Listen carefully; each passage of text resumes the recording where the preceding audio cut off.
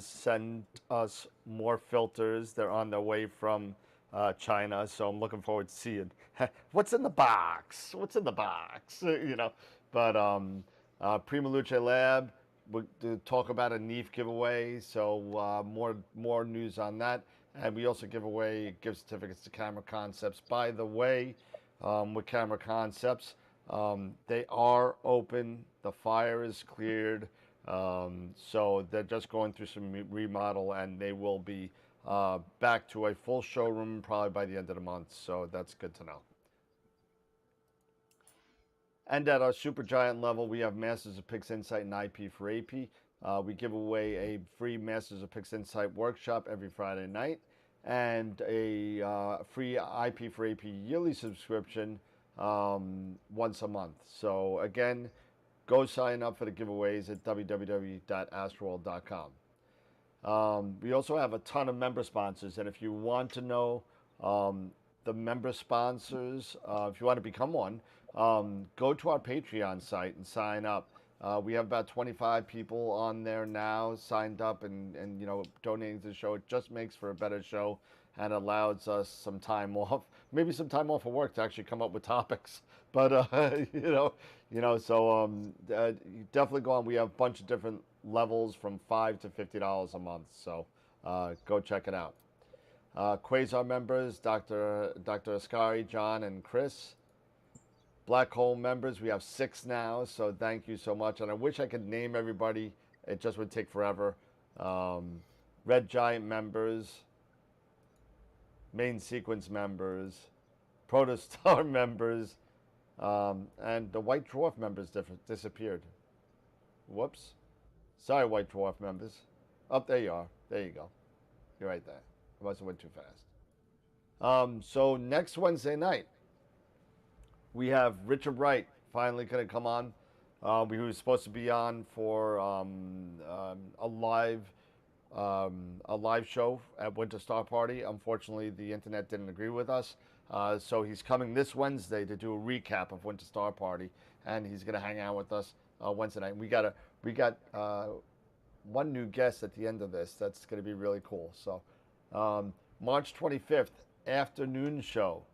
Over in the UK, we got Stacey Downton, going to come on and hang out with us that day, 2 p.m. Eastern on to Saturday. It's a Saturday afternoon, so come and hang out with us then.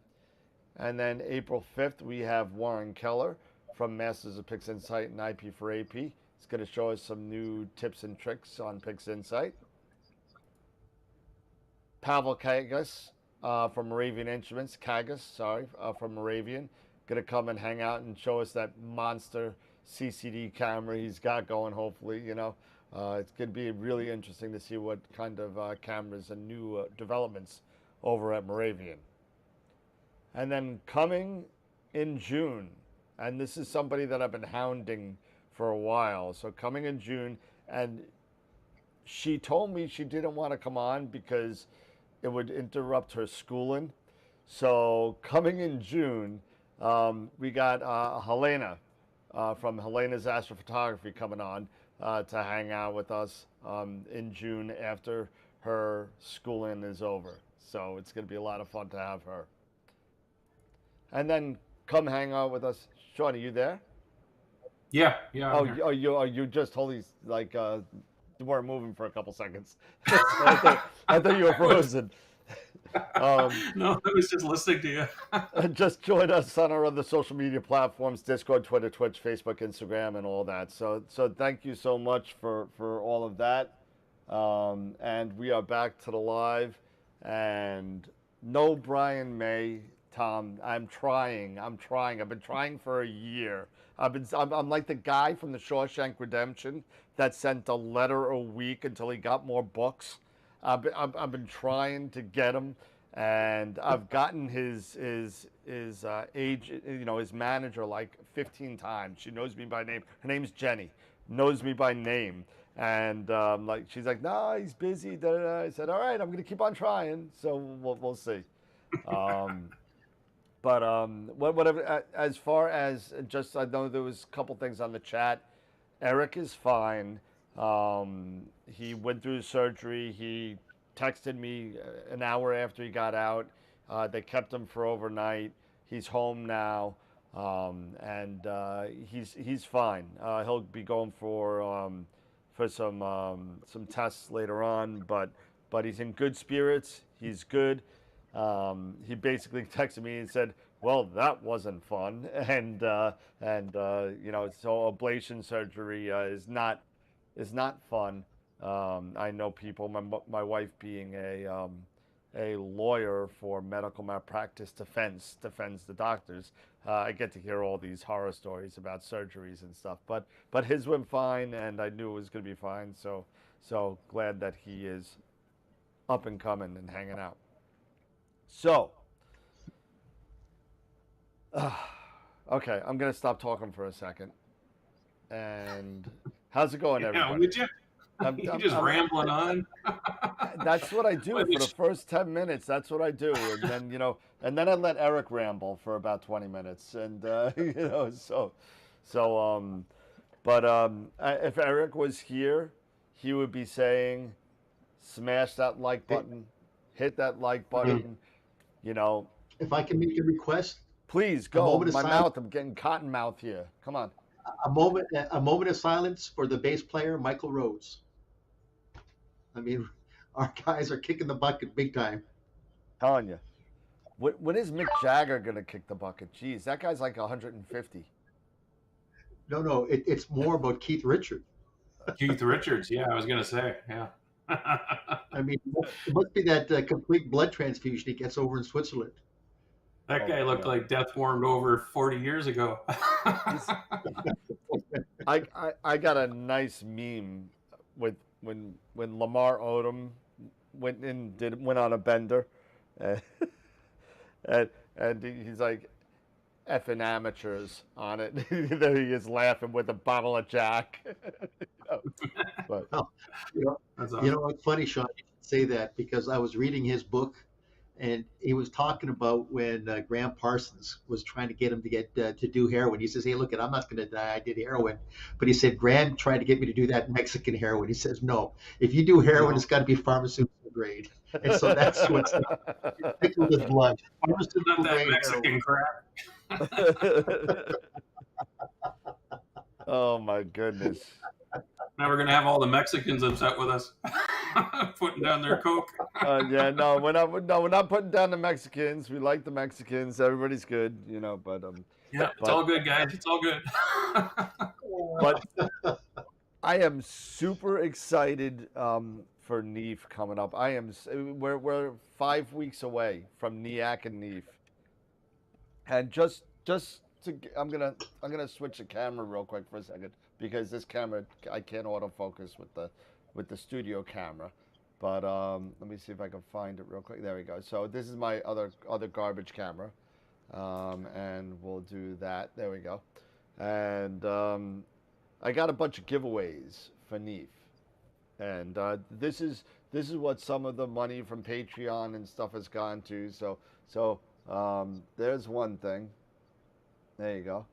Nice little AstroWorld keychain, Keychain. Yeah. Cool. right? Awesome. You got a nice little AstroWorld pens. Nice, Nice. nice. Yeah. And I got little baggies and stuff with the name on it and stuff like that. So it's gonna be a lot of fun. I also got um, a nice little tablecloth. So you know that table that they give you with the blue? They give you this blue tablecloth with white trim on it. I'm taking that off. I got a nice black Astroworld tablecloth on it, Oh, there and you go. and I'm trying. No dime bags, the regular bags, but I'm gonna try. I'm gonna talk to Ed over at Neef, and I'm gonna try for the group picture that I want to do because a lot of people are interested in this group picture. A lot of people from Astroworld, a lot of the vendors that I know, a lot of the people that Pete knows, Ron Breacher, who's going to be there talking, a couple other people, TJ Connolly, all these guys are going to be there, and they all want to be involved in the Astroworld group picture. So I got an Astroworld flag, and I'm going to try and get us all in the bleachers for the where their talk is. They do their talk right there. So I'm gonna try Hmm. just for 10 minutes.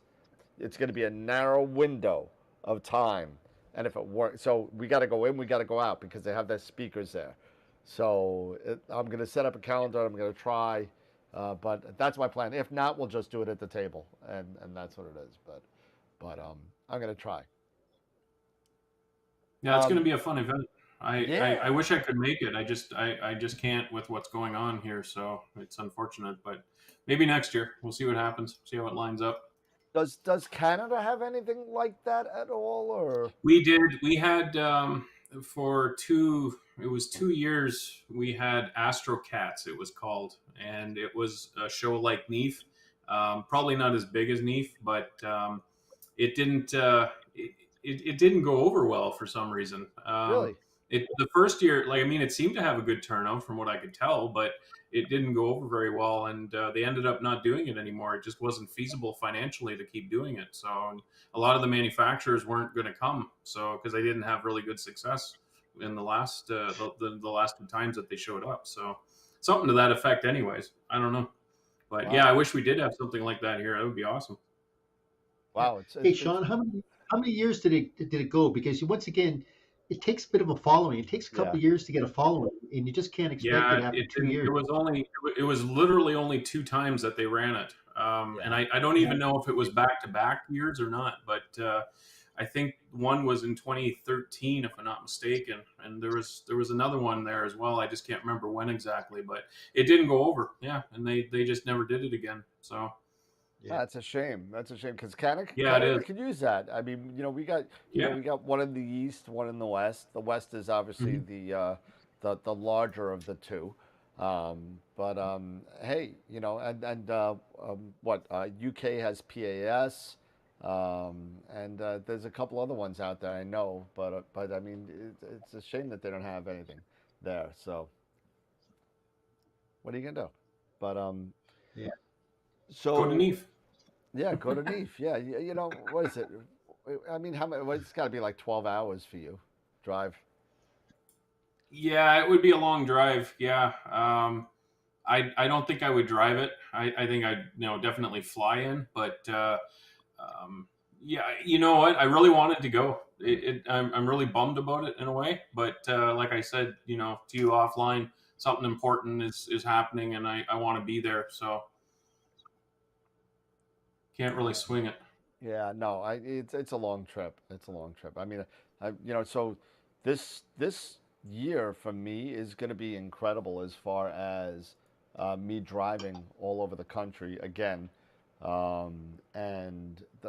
So let's see. So we got New York for Neef in April, right? May is nothing. June is Cherry Springs. July is Starfest. No, August is Starfest. July is um, I'll be in Valentine, Nebraska for the Nebraska Star Party, and then I'll be in August is Starfest, right, over in Ontario. So I'll be there for August, and September is Black Forest in Pennsylvania. So so I'm gonna be all over the place this year. Um, Yeah, that would be great. Seeing you at Starfest. Starfest is always a lot of fun. I've actually never stayed over at Starfest. Never stayed at night. Ron and I always go during the day. We just right. travel back and forth, kind of thing, over the weekend, and never stayed overnight. But since you're coming up, I'm gonna actually make a point of staying over. So Now, I'm not, is it?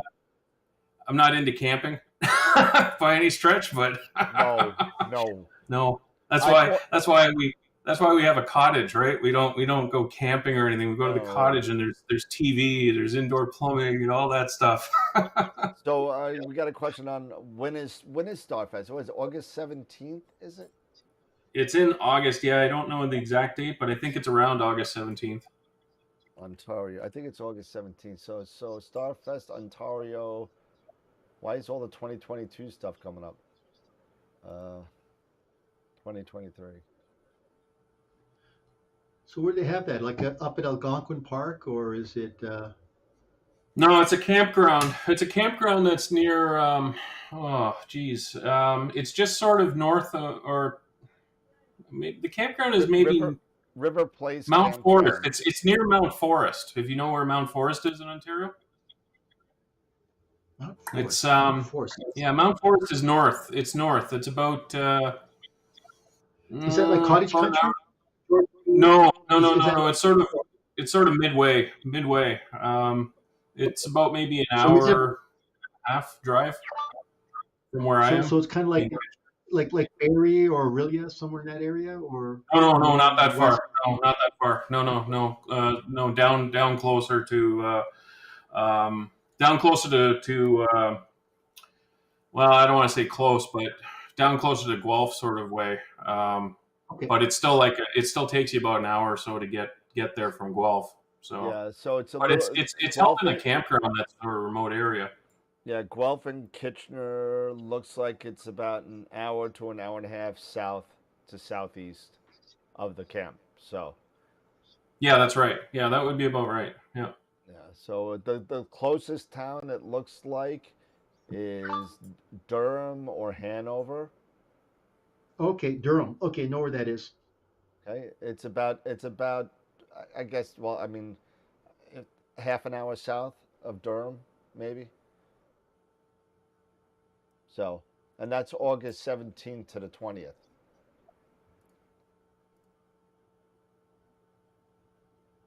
Nice. Yeah, so I'll be there. Astropalooza is happening in December. Yes, we will be doing that again by such an overwhelming demand of people. That showed up and supported. Not only Shawn as well was one of the speakers. Um, a lot of other speakers. We had something like 12 speakers or 13 speakers throughout the entire day. So it's pretty cool. Um, so, um, what have we been doing? I mean, literally, I have a clear night right tonight, and I didn't even have a chance to set up um, anything. I haven't set up anything Is other than is it going to be clear all night for you though? it is, but I Is also it? have to. Yeah, it's supposed to be. So I might be able to set up later on if I want Yeah. to. I don't know. It depends on how much this rum hits me, but It's clear here right now, but it's not lasting. We got another round of snowstorm coming, so it's supposed to cloud over tonight. So I'm oh, not bothered. I know Ron is imaging. He said he was imaging till about 10 o'clock. I think he said, and then he was going to pack it in because the clouds are going to be showing up around that 10 or 11 o'clock. But yeah, it's we had a clear night last night, which was unexpected. that's nice. Yeah, So that was great. So I was able to get some more data on a couple of targets that I'm working on and stuff. I actually went back. It was funny. I tell you a funny story. So I was imaging last night, and I was processing my M97 and M108 that I had taken weeks ago, and never got around to processing. okay. And I had LRGB data. I didn't. I forgot to get H alpha. So for some reason, I never thought of H alpha. Yeah, it really weird. Ron pointed it out. He said, "You're missing the H alpha." I'm like, ah, crap. I am too. But I was sending Ron messages and saying, hey, I'm working on this. What do you think? Blah blah blah, and that. And Pete from Masters of Pix Insight messaged me on the side, and he said, "Your messages are showing up in the workshop." So he said he made a joke. Pete made a joke about saying hi to everyone. So I typed in "Hi everyone," and he sent me a screenshot of it actually. So that was kind of funny. I Nice. didn't. Ron left his Skype open, right? So it was popping up these messages for me in the middle of That's the awesome. workshop. You're lucky you didn't say hot mic, hot mic. Yeah, no doubt, eh? Yeah, so Dave Barnett just told me it's pretty windy on Long Island. I haven't been outside, so it looks like I just checked it, and it looks like Levittown's going to be getting about 15-mile-an-hour winds. So, even though it's clear, I'm probably out of luck tonight. So, Yeah, yeah. You're not gonna with wind like that. You're not gonna be able to do much. no, not even on a pier. I mean, it's No, yeah. no, no. That's like my situation too. I was worried last night. Actually, we had wind gusts here, and I didn't know if it was going to die down in the night. It didn't. It sort of died down a bit. It didn't, but I imaged anyways, just for the heck of it, and I actually lucked out. So that was Nice. good. But normally it doesn't work that way when it's windy. Yep. So, I do have, since we got a lot of people watching, so I figured I'd throw this out there, because everybody knows one of the things that I said in the beginning of when we started the show, me and Charlie and Tim Cowell, um, always full disclosure on what the show is about and what we do here and all that kind of stuff. So it is with I guess, a heavy heart in a kind of way. I just wanted to let everybody know that this week I left Camera Concepts. Um, it was left on good terms. Everything is fine, but it was time to move. I just want to spend more time with AstroWorld and building the channel and building the things and doing it with just Sundays off from my real job and going 1 day a week to Camera Concepts. By the time Sunday comes around, um, I'm a mess. I just want to sleep. And that being said, one door closes, another one opens. Um, because of my relationships with a lot of people all over the place and all that kind of stuff, through the relationships I've built at Camera Concepts and everything, um, I'm starting to open AstroWorld into AstroWorld Telescopes retail. So as of this point, if you wanted to buy anything from Explore Scientific, Prima Luce Labs, or Pegasus Astro, you can purchase it from AstroWorld. And for right now, um, you could do it via text message, whatever, until the website opens up. And that's only for people that are on now. So that being said, I just want to let everybody know that the store is open, for that. So, but I just wanted to put that out to you guys first. I will not have a storefront. I am not doing that. If you guys, I need about another 50,000 more Patreon members in order to have one. But but that being said, if that comes that way, that's fine. But right now, I'm starting really slow. I don't want to get overwhelmed. So if you purchase anything, just be patient. So thank you. Anyway, but moving on. That's what it's all about. So Shawn, you were Yeah. talking about you were doing some imaging on some stuff. What are you imaging at this point right now? Well, so what did I image last night? Trying to think. You know what? I can't. I was imaging something. I don't know what. The That's hilarious. effing crap nebula. I did no. I don't. It's too small in my field of view, so I don't image the Crab Nebula. But what I did image the Rosette. I got some H alpha data on the Rosette, and the reason for that is because of trees. Because the property that we have backs onto a green space, and there's 100-foot trees that blocks everything from the east over to the south. So I basically can't image Orion or anything in that area until this time of year.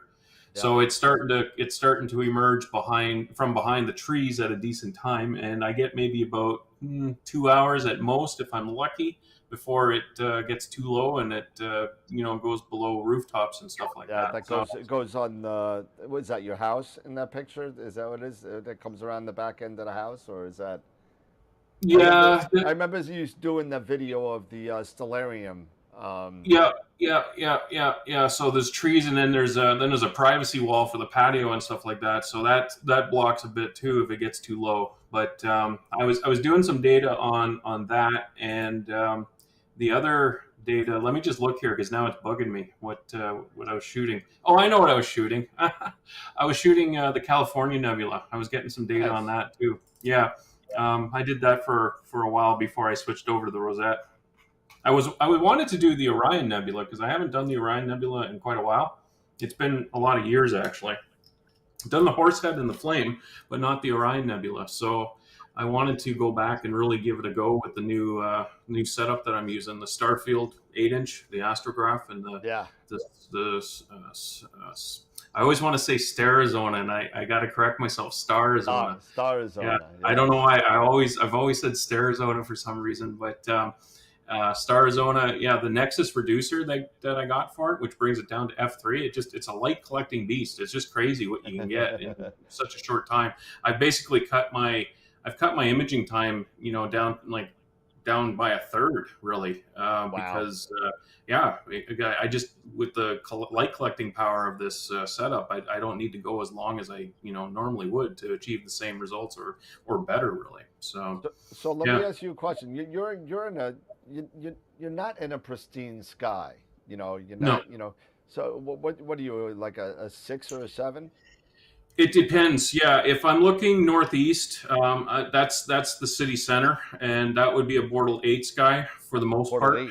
Okay. Yeah, and then if you get overhead, it gets to about a Bortle 7, and then it goes to a Bortle 6 in the southwest, west sort of side of things, because that's rural country area over there. There's not really a lot of light pollution, so it gets better. But the ever reaching light pollution from the city center is growing, and I've noticed it. You can actually see on certain nights, you can actually see a division, like a line, basically, where the light pollution sort of stops and dark sky starts Like the happening. line. Yeah, just that line. Yeah, exactly. So it definitely has gotten worse. I mean, when I first started out as a teenager, being interested in astronomy, I lived in Waterloo, which is next door to Kitchener, and I would be out in the family backyard, and with my telescope and stuff, and you could see the Milky Way and everything. It was really it was fantastic. Now 40 years later, forget it. It's gone. It's completely vanished from the sky. You can't see it. The city's expanded so much. The population has expanded. There's so many more,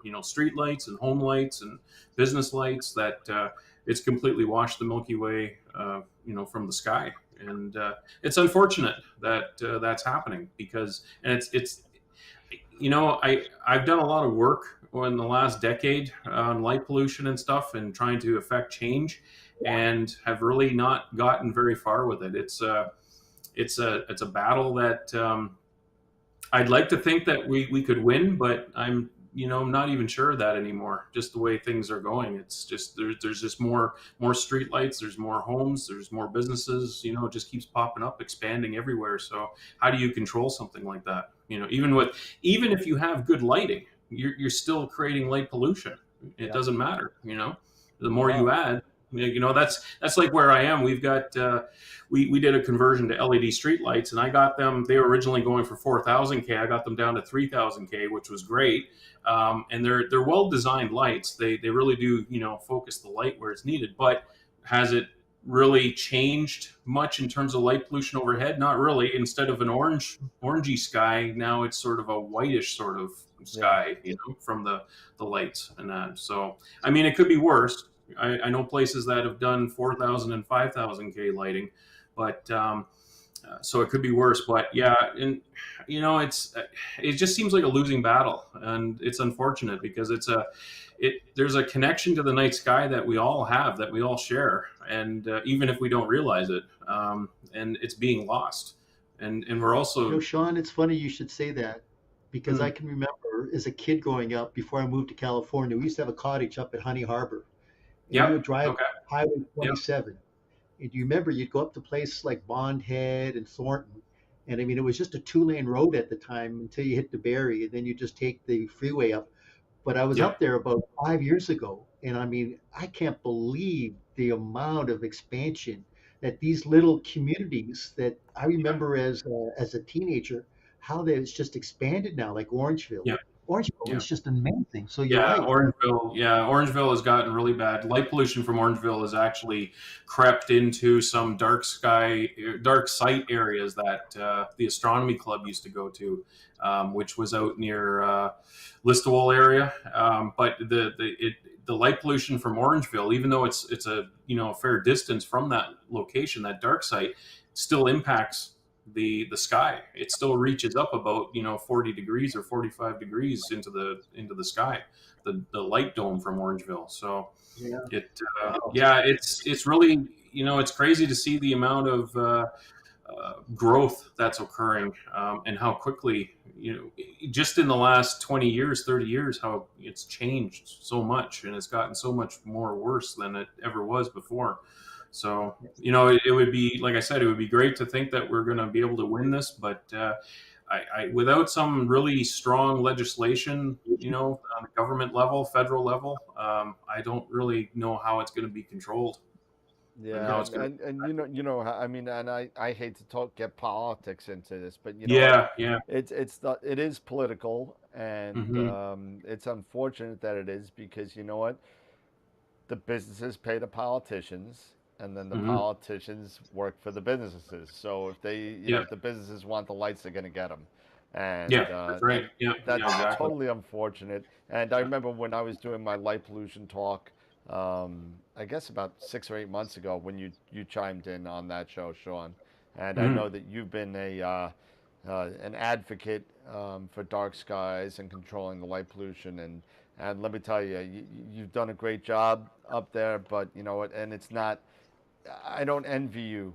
Because it's that difficult. Hmm. Um, uh, And you know what? Let's just kind of add to this. Let's talk about Starlink. I mean, do you remember when we all got started? There was minimal amount of satellites.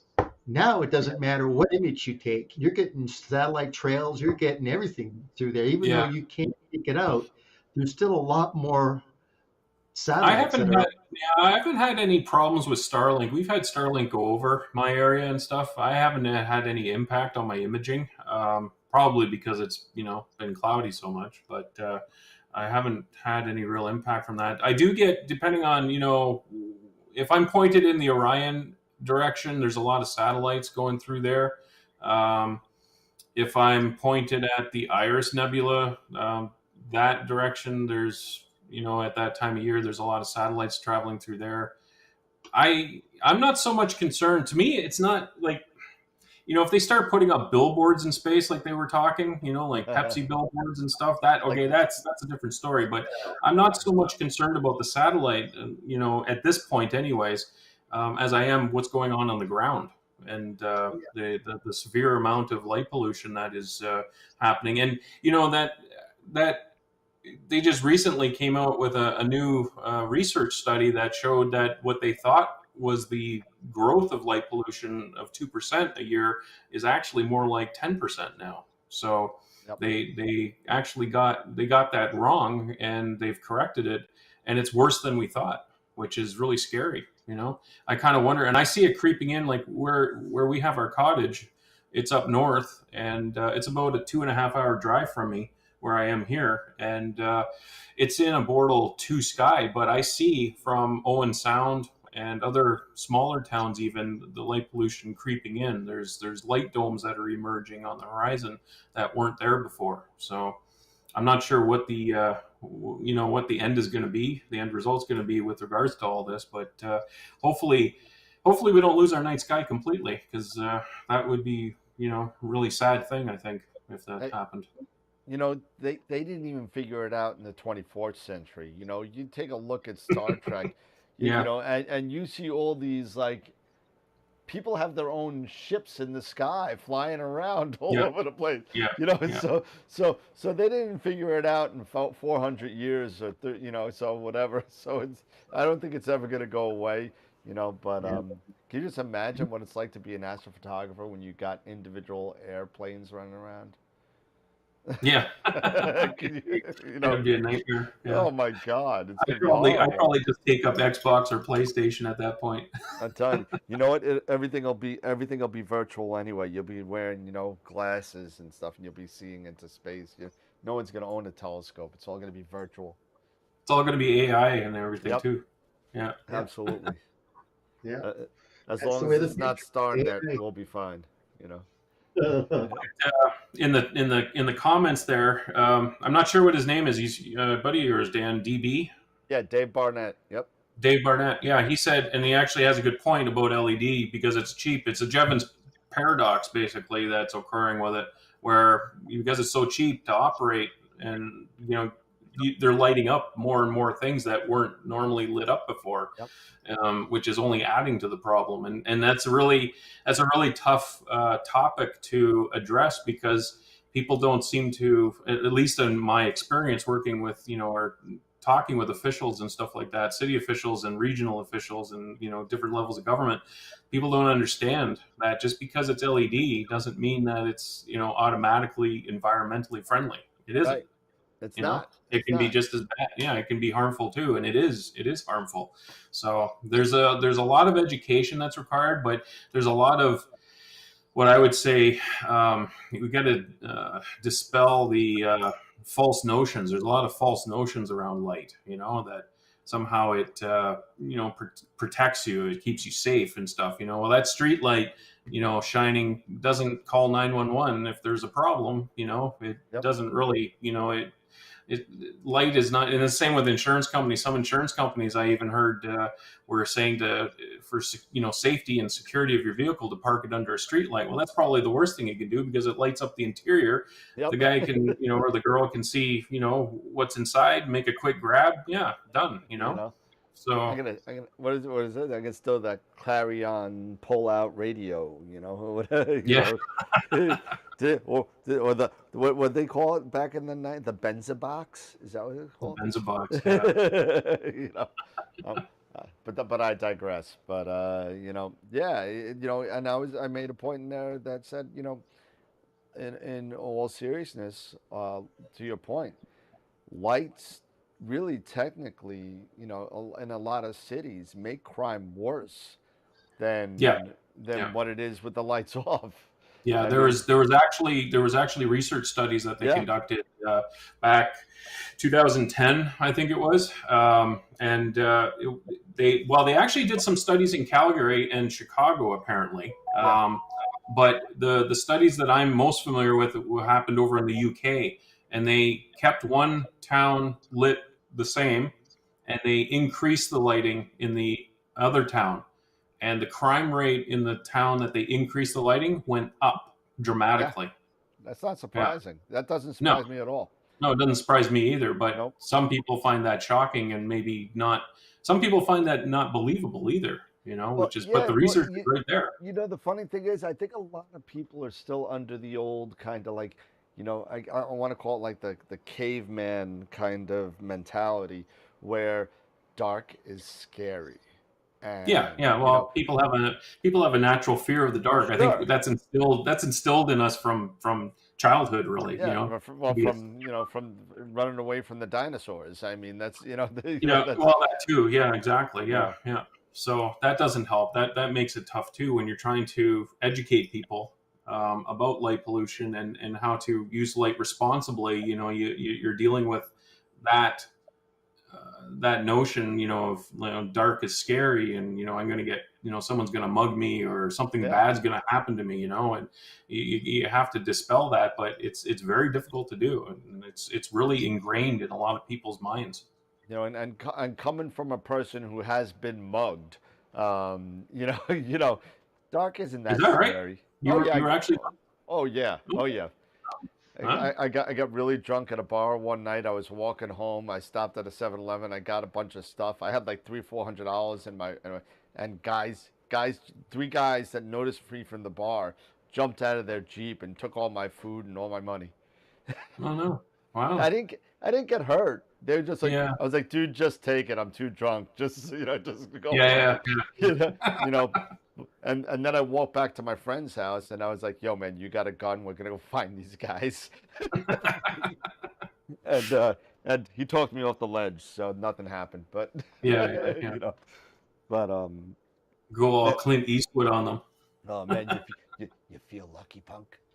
Yeah. There you go. I know what you're thinking. Did he shoot 5 bullets, or did he shoot 6? Do you feel lucky? Well, do you feel lucky?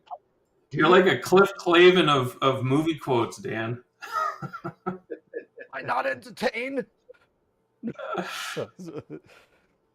I could do that all night. I could really do it. you So you know, have to ask yourself, did he shoot 5 or 6 bullets? he actually shot all six because he pulled the trigger, and That's right. but Uh, will an EMP kill an LED? I would have to say yes. No. No, Yeah. Would it? I don't it's know. a Would it? I don't it's know. I don't know. electricity, isn't it? Yeah, I guess it would. Yeah. Yeah. You know, it's an But where are we going to get? electromagnetic pulse. It runs off electricity. It doesn't matter about the Where? bulb. Who's going to do the EMP though?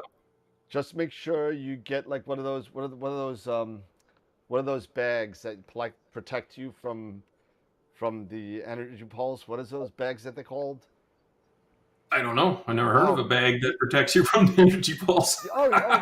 yeah. No, Um, I didn't even know one yes, existed. yes. What Goal is it? zero. Tinfoil? Um, zero bag. Let's see. It's called. Someone knows what it is. Um, it's a A bag. Faraday? It's Faraday Faraday. bag. Faraday Yeah, bag. Yeah. yeah, I see someone. Yeah, Ernie Jacobs said it was a Faraday Faraday. bag. It's like because they sell them for their power tanks, and you can put it in these bags if you think you could be around an EMP, and you could wrap them up, and then you'll be the only person on the whole block after a nuclear blast to have energy. So Yeah, awesome. I guess but but um but yeah. So I mean but light pollution's a big serious thing, and Yeah, it is. Yeah, yeah, yeah, it is. Yeah.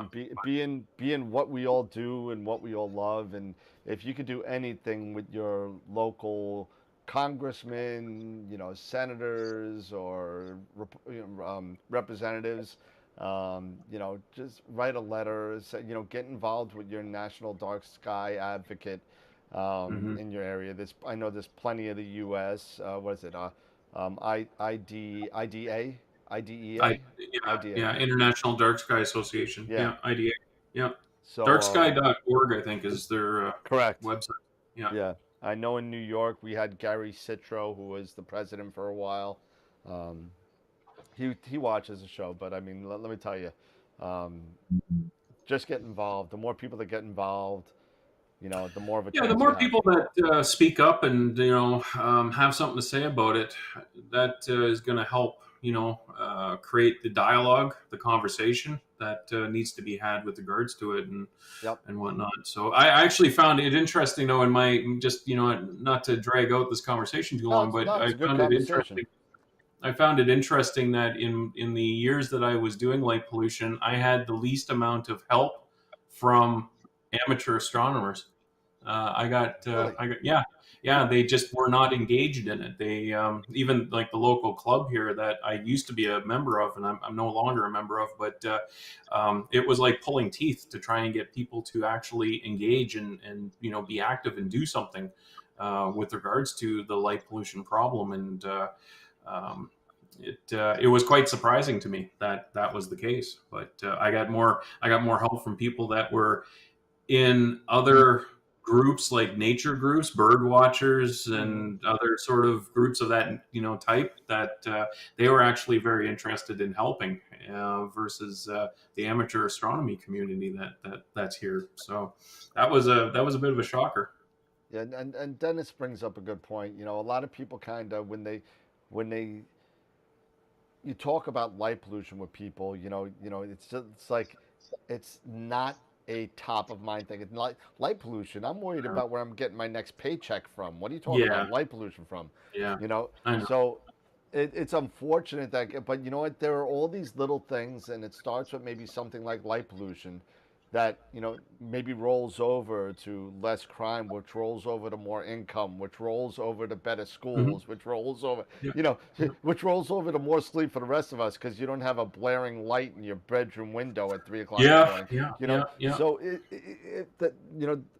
the longest journey always starts with the first step. So it Hmm. doesn't matter what it is, just try. Just try. I mean, you got to try something to get it fixed. If we don't, and you know who those people were? Those astrophotographers that you couldn't get the support from.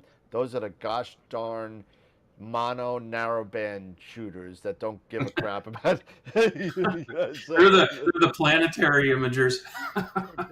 They don't care. They don't I care. don't care. Whatever. I just shoot the moon. Don't worry about it. I get the lunar Yeah, X, the lunar Y, and then I'm a happy person. You know. yeah, probably. So, what do you guys think of this AI stuff that's going on in the world and how it impacts our hobby, astrophotography, and that? I did a video there where I went back to Chat GPT. Is it? Yep, GPT. Yeah, chat. Yeah, I saw that video you did.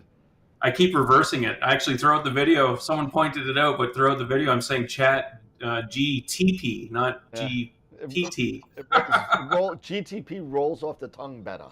It does, and that's why I was saying it, right? Because it does. It rolls. That's what I said to the guy in the comment. I said it actually just rolled off my tongue better. So I didn't realize I was doing it. But I went back there and was plugging in, some questions for it, some prompts to come up with pixel math, and it came up with various equations. Someone actually said, which was interesting to me, one of the comments was to see if it was getting this information from the internet. Someone had already posted it.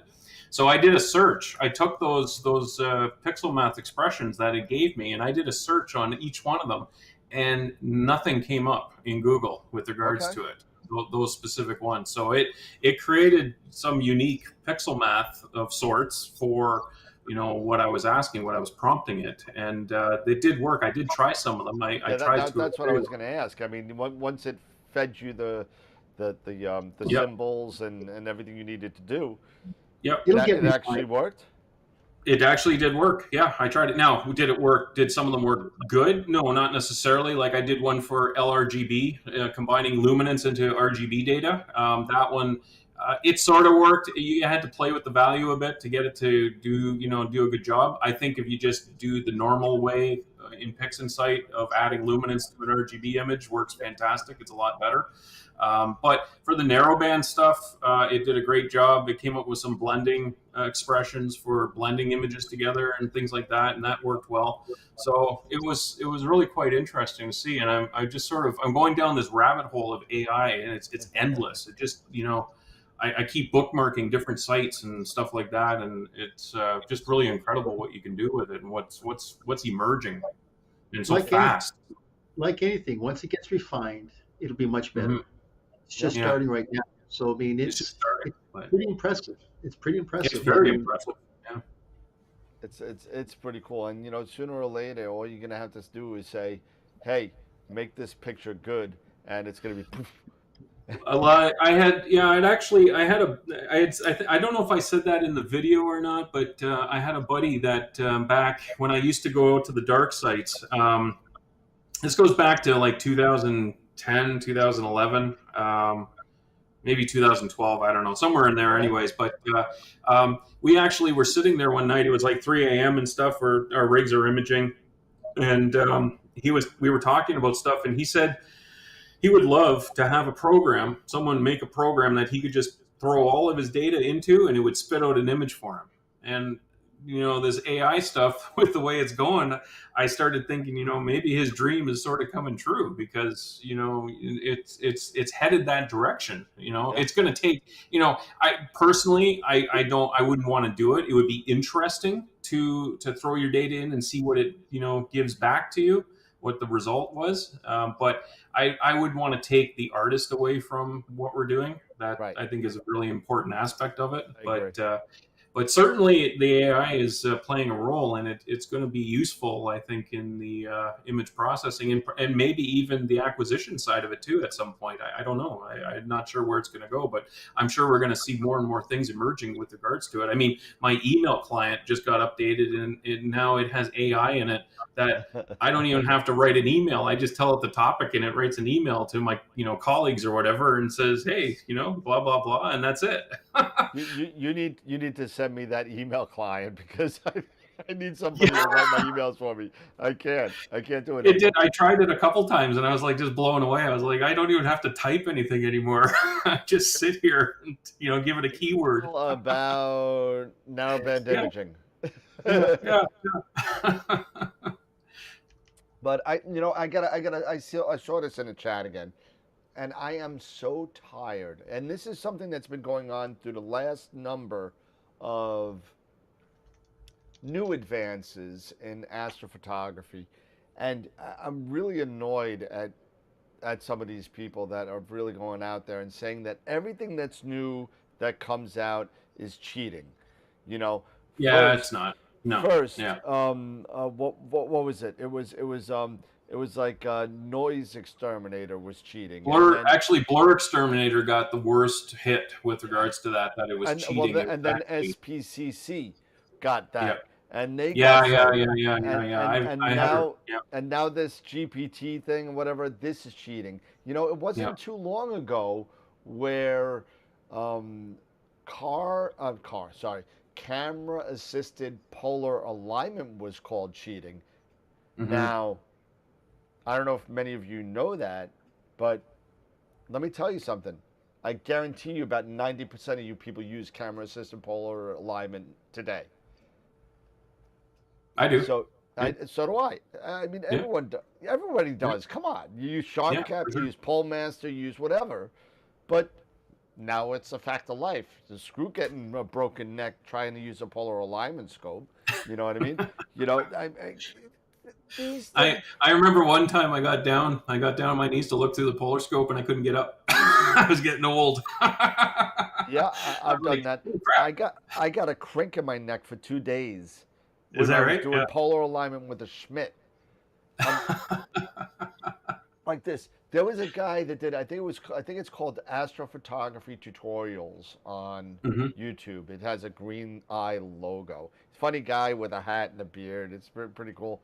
And he did this whole thing with polar alignment with the Pole Master when the Pole Master just came out. What, like 7 8 years ago, something like that. Yeah. And he gets out from underneath a Schmidt and he has a black eye hole like spot on his it's like funny. So like, you know, but Yeah. we've all been there, and it's not cheating. It's just Yeah. new. It's Yeah, that's just right. Yeah, it's not cheating. No, it's no, the not at all. evolution of Yeah, what we're that's right. doing. It's progression. Yeah, Exactly. and yeah, in everything that's out there in the world, it's progression. But in our hobby, we've seen advancements in hardware, we've seen advancements in software.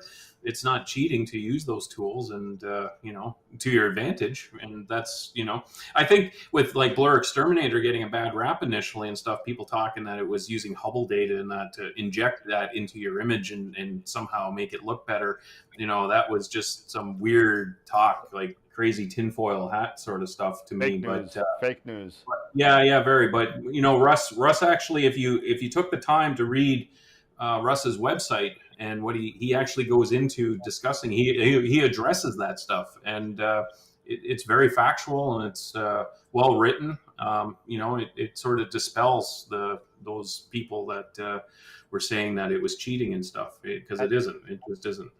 and if you don't want to read, I hate reading. If you don't want to read, go Mm. see Shawn's interview with Russell.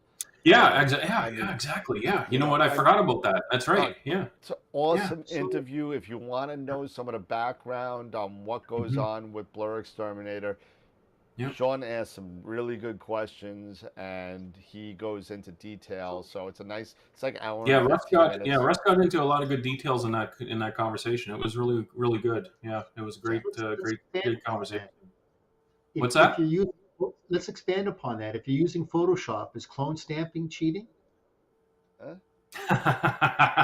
There you go. That's an interesting one. You That's know been what? around forever. Yeah, I that mean, yeah. really, just It's sort of, yeah, you could call it cheating, I guess, in one way if you want to look at that. But I don't. Again, it's another tool at my disposal to for processing. I data.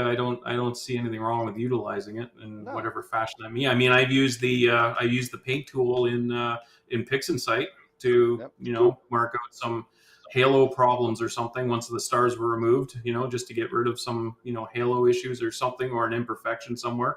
I've done it. I don't consider it cheating. I just consider it part of the arsenal of tools that are at my disposal to allow me to produce the best possible image that I can. Exactly. Exactly. So, I mean, in this day and age, there are people out there that just You want to call them all cheaters? That's fine. We all cheat together.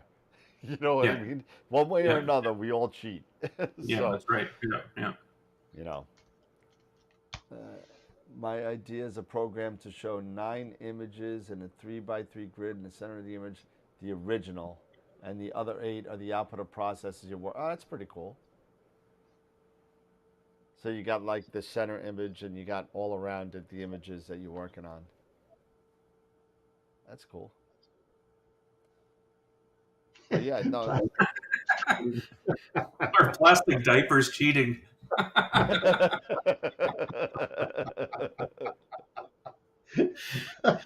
I'm not even going to go on that. I'm not going to go down that one. I'm Can not you that. No. imagine?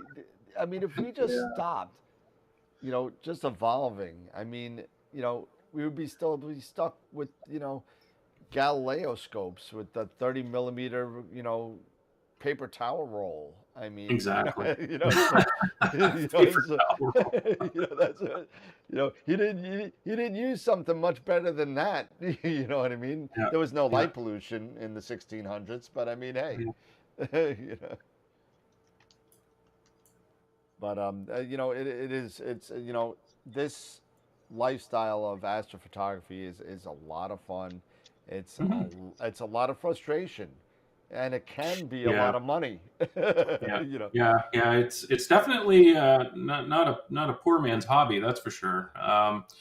And I see people that get into it and they're sort of they're they're having a rough go because you need some money to invest in it to just get the right equipment so that you can get the good results, the results that you're looking for. I there's sometimes people try to cheat and take the lower cost route, but it doesn't give you a good indication or a good experience with the hobby and what you can get, what you can achieve with it. So I usually recommend, when people ask me that, I tell them the truth. I say, look, it's going to cost you this much, roughly. This is what you're going to need if you want to get into it and do it properly. And yeah, you could waste your money, buying other things, and then try and sell them and buy new equipment and keep going that direction, or you could just make the investment and learn. It's kind of like with I think it was Steve Malia there of Starfield Optics. He actually said about the binocular thing, which made a lot of sense. Where not starting, start with a telescope and a mount, and do what you want to do. Learn the night sky, look around. yeah, and So the first thing that I've always asked people when I'm dealing with customers and stuff like that, you got to get them down to the expectation. mhm, You got to. What do you want to shoot? What do yeah, you want to see? What do you want to take a picture of? And if they tell me I want to take a picture of the moon, well, there you go. Get a tracker and a camera and be done with it. You know what I yeah, mean? Less than $1,000, you're good. If somebody tells me I want to take a picture of the Crab Nebula, well, now that's a you little talk. different. You know, now equatorial mount minimally $1,000, $1,200 minimal just for the Yeah, mount. Forget about the telescope. yeah, yeah, So yeah, so exactly. so now you're talking about to get something good, 3 to 4 grand somewhere Hmm. around there. And that's just for a color camera, no filters, no nothing. On maybe a red cat or a NASCAR or something like that. It's not going to be awesome. But then if somebody sits there and tells me they want to do planetary nebula or something like that, then I'm telling them, hey, you're talking about 8 grand. I mean, come on, you know. You want to get a little dinky 16 magnitude planetary nebula, it's not gonna, you need focal length for that. So I want to shoot the Well, crab. as you say, does buying a high performance car make you a better driver? No, No, no, no. no. I've seen the videos. I'll tell you, I'm a great driver and I have a crappy car, so I'm okay with that. Everybody thinks they're a great driver, Dan. That Even the crappy ones. what was it? What was it? George Carlin said it best. What did he say? How come the closer you are to somebody, the worse of a driver they are. So when they drive fast and they go by you fast, they're like, "Oh my God, did you see that guy?" And if they're right close to you and they just miss you, "What are you, a freaking asshole?" Sorry, So, but it's it's you got to have, and this is something that I spoke about in a in a presentation that I did a while back on getting the right tool for the right job, Hmm. and something like this, and I'm just pointing this out because I have it right on the table. Something like this. Hmm. I mean, I had a guy that bought this the other day, last week. I'm sorry, last week, and he's like, "Yeah, I got this, and I want to shoot Saturn." Oh, okay. Yeah, that's not going to work. And I'm sitting there like this. I'm like, "Who sold this to you?" Hmm. Some guy online or whatever. I'm not going to mention anybody's name, but you know, I'm like, dude, they sold you the wrong piece of equipment. Yeah. That's like that's like you're trying to take out a buck with a BB gun. Hmm. I mean, it's not going to happen. You need Yeah. a larger caliber to take that sucker out. The same thing with planetary. Planetary, I don't do planetary. It's a completely different monster. It drives me nuts. I've tried planetary, I and yeah, I got really frustrated with it. oh, it's I could image a galaxy that was millions and millions of light years away, but oh, God forbid I could take a picture of Jupiter. it's dude, it's a completely different technique. It's a different Yeah, monster. There's different equipment needed. yeah. There's I am so happy. I got right now. I'm looking at one, two, three, four refractors right now. That's all I have in my house is refractors. That's it. I got my Dob upstairs for visual, and I got my Hmm. Super Dob in storage that's been there for 6 years because I'm Yeah. just too old and too lazy to lug it out. But Yeah. you know, I've gone the other route. Interesting enough. So I was a refractor guy for a long time. That's all I've used in that. But then I went this route with the Starfield 8 inch there, the reflector, and you know what? I'm actually at a point with it now. The results that I get, I don't see myself going back to a refractor at this point. If anything, I might get a larger, maybe a 10 or a 12 inch kind of thing, well, move in that direction with a well, I'm not reflector. against Yeah, reflectors. Actually, no, yeah, yeah, I'm really thinking about, going that route eventually, just yeah, because of my area of the sky. I mean, I want something a little bit faster. I got a Bortle yeah, 8 Plus Sky.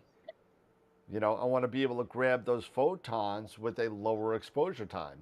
yeah, yeah. And, And you that's know, what I switched to actually was high gain, short exposure, yeah, along with this setup, and it's been working really fantastic, even on faint, like Dark Shark. Is that what it's called? The yep, Dark Dark Shark. Shock, sure.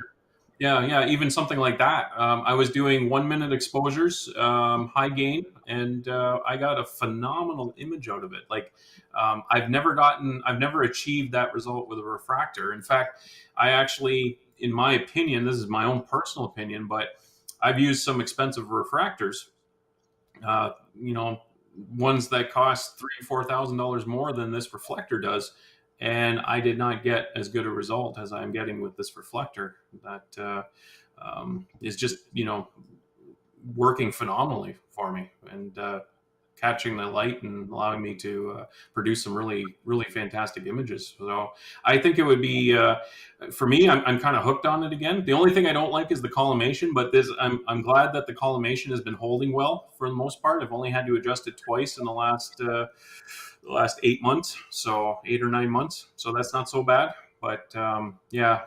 Then some people get scared away with collimation too, and reflectors. It's not that bad. I've got that Ocal thing actually, which really Focal, helps. yeah. Yeah, it Yeah, actually works really well. yeah, it gets you. It Now, let me ask you a question since you brought it up. Yeah. Um, with the OCal, um, Hmm. I've used it. See, you get the green circle and then You get the the green circle and the red crosshairs and circle. all that kind of Yeah, stuff, and yeah. you got to Hmm. kind of get them all like not circumpolar, but Yeah, you got you to got get to them get them all. all lined up. Yeah. Yeah. Um, Now, did you find that it gets you to the point where you still kind of got to tweak it at the end, or are you good to go? Because I found that I had to kind of tweak it just so that it got pretty darn close, but I think for me it was close enough that I didn't really worry about it. I you know used the Ocol, tweaked it, um, and it was good the way it was. okay, I didn't have need to, at least in my experience, the two times that I've used it now, I didn't have need to be concerned that I needed to tweak it further or anything like that. I probably could. I'm okay, sure if I'm sure that it isn't exactly perfect, but there was that other software you actually had him on. You had him on the show. I can't remember the name of the software he was demonstrating, and you could use it for collimation. I what can't remember the what it was called. sharp cap? No, it wasn't SharpCap. It was another. It was another gentleman that was on. He had software. This goes back maybe a year or Oh, two that ago. was Gaston Bardot of Is that tech. okay? Yeah, was it Foresight Innovations? That's Yeah, right. Yeah, that's it. Yeah, yeah, yeah, he was yeah. talking Now I about his. tried.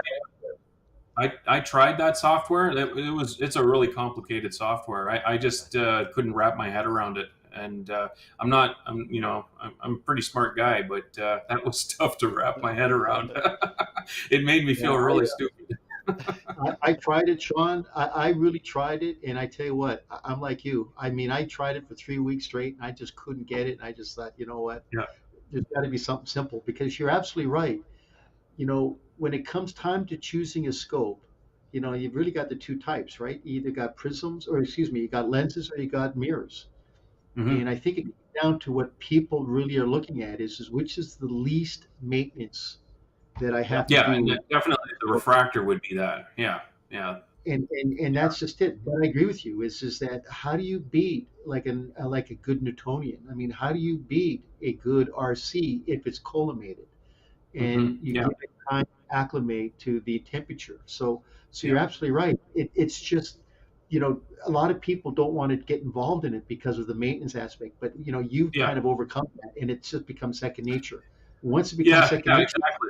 Yeah, yeah. Once it becomes second nature, it's not a big deal, right? Yeah. If I need to tweak the collimation, no big deal. I just hook up the Ocol and I go at it, and it's fun to me actually in some weird way, I guess. I'm not sure. Some masochistic way you That's have. the kind of fun that I have. I'm a party guy. I'm gonna collimate my scope. but you know Yes. what? It comes back to this idea that we're talking about AI, right? Making AI a lot easier. If everything was easy, everybody be doing it, right? That's But we right. got to have a Yeah. little bit of a challenge in our life. If we don't have a challenge, I get bored real quick. So as you said, you find the challenge in collimation. It's a Hmm. little hard, but once you get it down, it looks kind of good. You feel proud about what you've just done. So it's that Yeah. challenge that you like.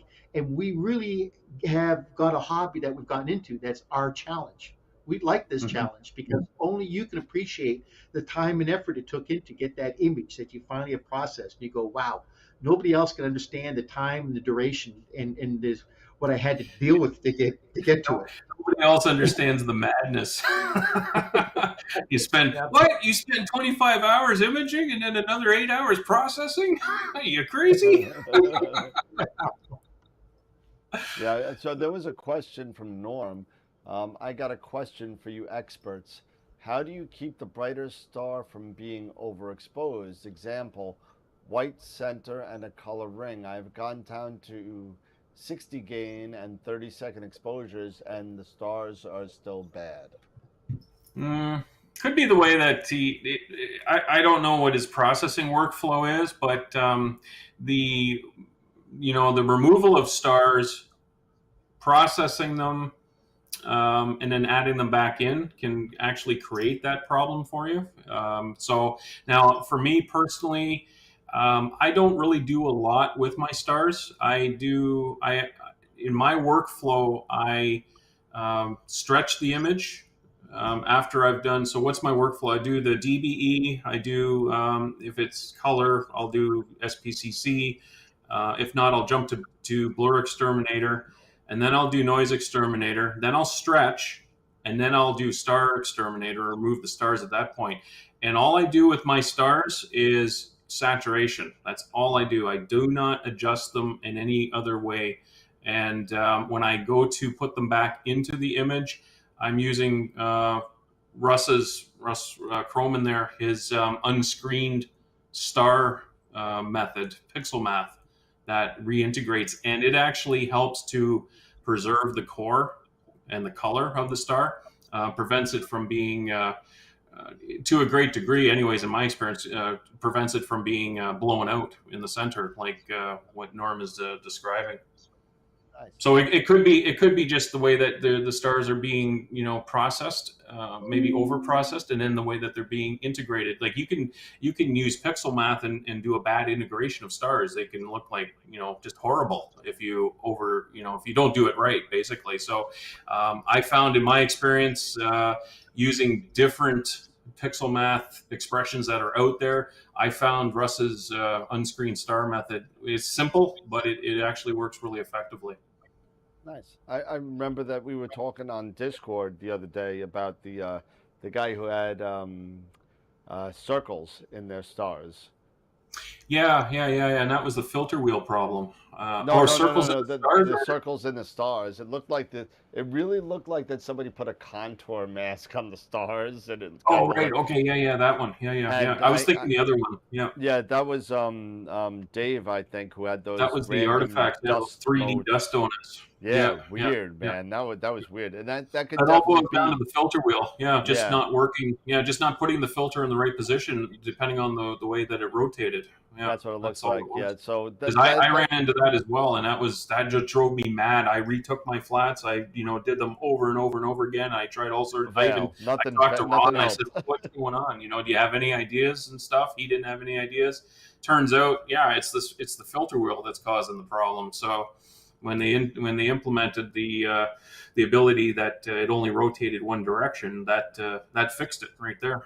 Yeah, so that is definitely a best bet that Shawn brought up on the Discord channel. If you're not on the Discord channel, go get on there, and I'll send you an invite. But you know, the whole thing, and and again, I got to give Shawn again some more props because I learned this from him because I had the same problem with those stars a couple of weeks ago, I guess. And Shawn's like, did you what kind of what was it, the rejection method are you using? And Yes, yeah, yeah, I was like, well, I'm using the ESD or whatever, whatever the last one was at the time, and yeah. so I've been using that and never had a problem. He's like, well, change it to Windsorized and see what happens. And sure Yeah, enough, I ran into that. Yeah, I ran into that a year or so ago with when they introduced that. I can never pronounce the whole thing. The generalized extrusions generalized or extreme extrude. deviation or Yeah, something. Yeah, whatever it is. When they introduced that, GESD. yeah, it does work well, but I noticed that it actually can produce artifacts around Yeah, the stars or in the stars and that. And the solution was I went back, I stopped using it and went back to the Windsorized, and that actually fixed the problem. So if I do run into that situation, that's how I fix it. But so I don't always use Windsorized. I still let WBPP do the the auto and let auto. it decide, Yep. and I've had pretty good luck lately with it. So I'm not sure what has to come together, what converges to create that problem in It's some weird, images. man. It's weird. Yeah, because I don't have it in all my, just some of them that it happened in. So I'm not really sure why it's doing that. But the answer is just to not use it and use the So, Windsorized. So so getting it's kind back of to like that, what's that? Sorry, Pete. Go ahead. I was just going to say, is getting back to his question, do we know what the vocal ratio is of the scope? I mean, let's kind of go through the process of elimination. Let's take Yeah. a look. Is Well. it a fast vocal ratio scope? I mean, I don't know. I mean, this is something that you just need to kind of go through the process of elimination, and then you finally kind of come to an answer that might be able to resolve your question. But that's how I would approach this question. Yeah, yeah. Well, that's actually in the chat there. They're talking about it, and some people are suggesting even shorter exposures, that he takes shorter exposures just based on if it's a fast scope.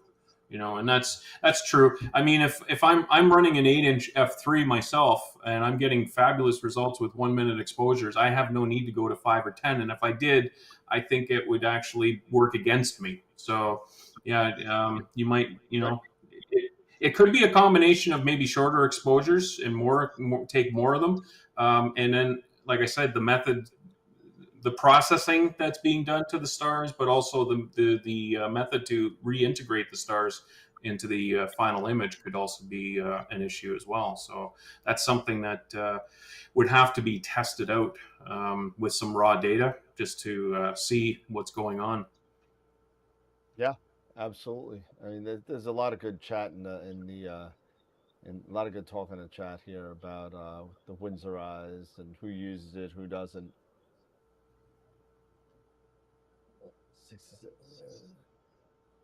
Yeah, I mean, in Long Island, RGB for me, I'm at 15 to 20 seconds max. That's Yeah, where I'm at. You yeah, know, I I did, and I'm still trying to get the processing down.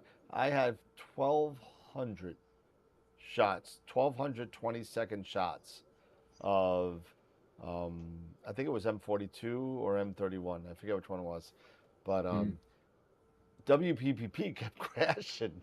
It kept crashing because it didn't have enough cache memory yeah. to stack all the rows.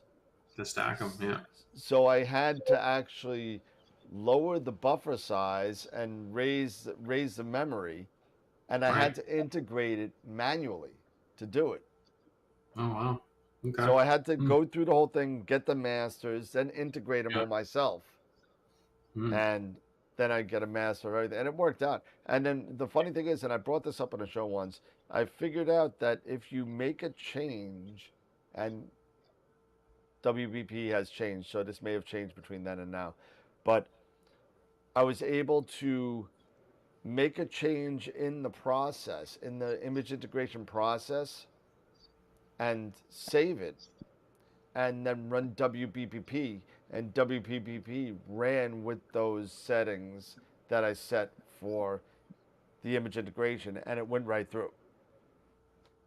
It was weird. If I didn't do that, it would crash.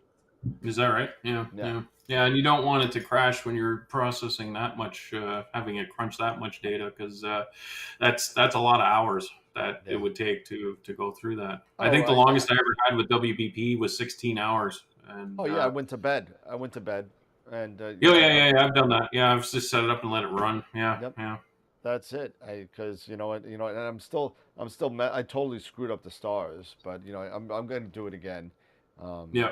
because my stars and no, it was M42 because I remember the stars were like the size of nickels, and so um, I really blew them up quite a bit. But I'll give it a try again.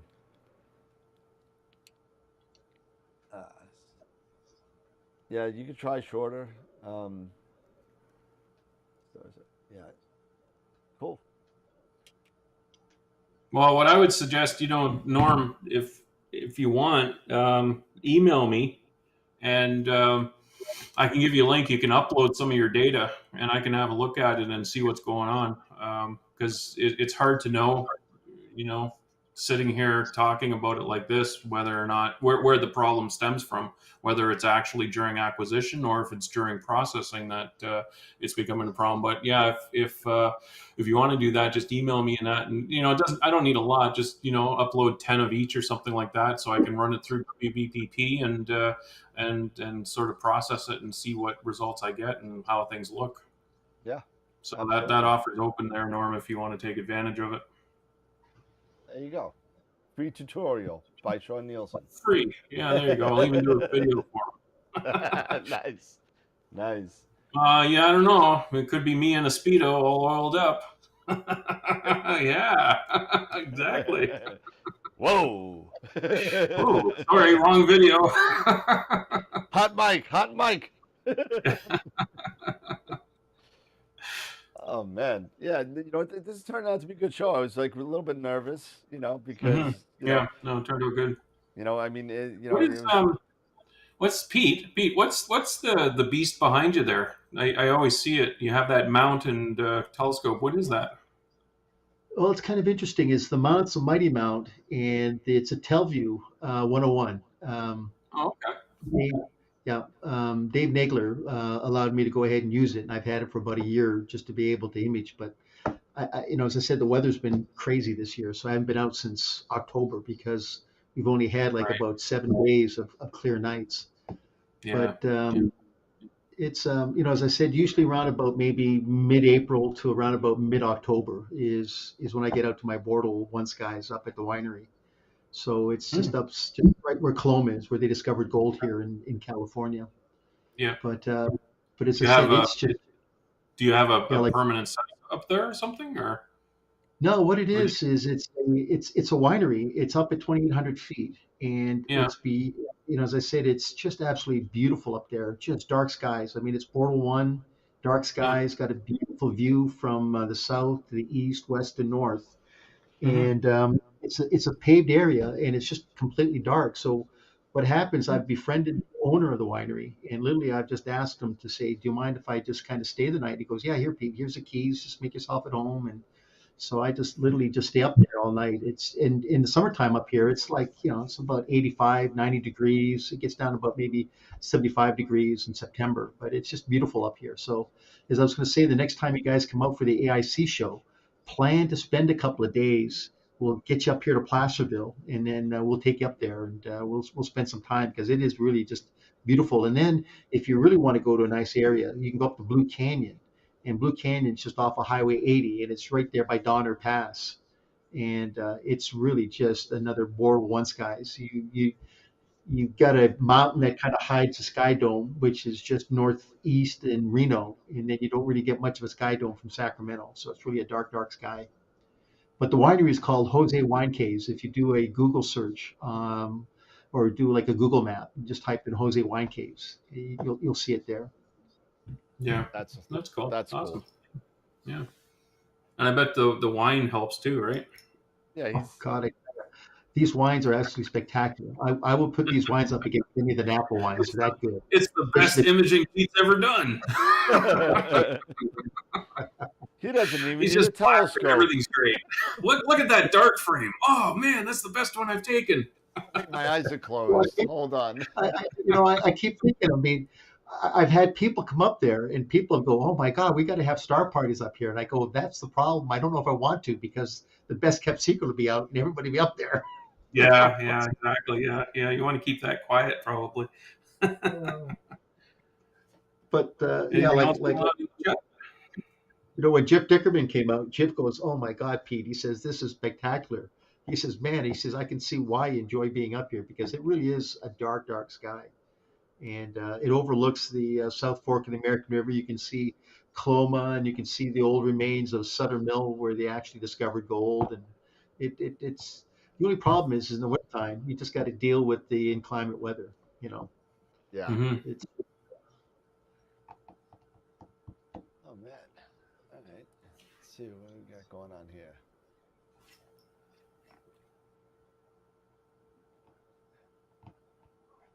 Everyone's just talking about the wine you're drinking, Pete. So once again, it's as I said, the wines. It's I mean he specializes in Sauvignon Blanc, Afiano, the and all these wines are 2012, 2014, 2016. They're all definitely aged wine. They're all unfiltered. And I tell you what, the Pinot Noirs I'll put up against any of the ones in Napa. It really is a great winery up here. But this whole Highway 49 corridor is really known for Zinfandels because they don't have Zinfandels in Napa and Sonoma. It's basically all just cabs.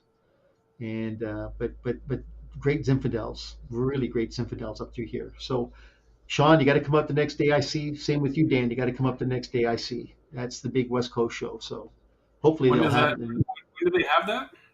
well, usually it's every other year. So they had it this year they had it last year in right. 22. So it should Okay. probably be in 2024. Hmm. And once Okay. again, everybody, it's just kind of like NEAC. Everybody will be coming out to the AIC show. So Yeah, well, it'll be good. there might be a problem with that because if I remember right, AIC is in April or early May. Well, actually, they put it in April, but usually it's in November. I It's know, always been. but they scooped it up in April. So if they keep it in April 24, that's going to be a problem because that's the eclipse. So Yeah, yeah, you're right. Oh, right, right, yeah, yeah, so That's right. if they put it yeah. And in, we're gonna be eclipse chasing. Yep. Yeah, that's right. It's yeah. gonna be fun. Well, the funny thing is, you're going to be driving because I don't know the area. So, Yeah, no, I know. I'll be driving. Don't worry. so yeah. I'm probably going to bring probably probably the red cat and just be done with it. Yeah, You know. yeah. I have yet to actually put something together for that purpose, but yeah, it's something I'll have to think on. It's getting close. Yeah, Time's a yeah. ticking. So It was yesterday when went to 2017. I went down to South Carolina to get totality on that, and mhm. I'll never forget it. Hold on a second.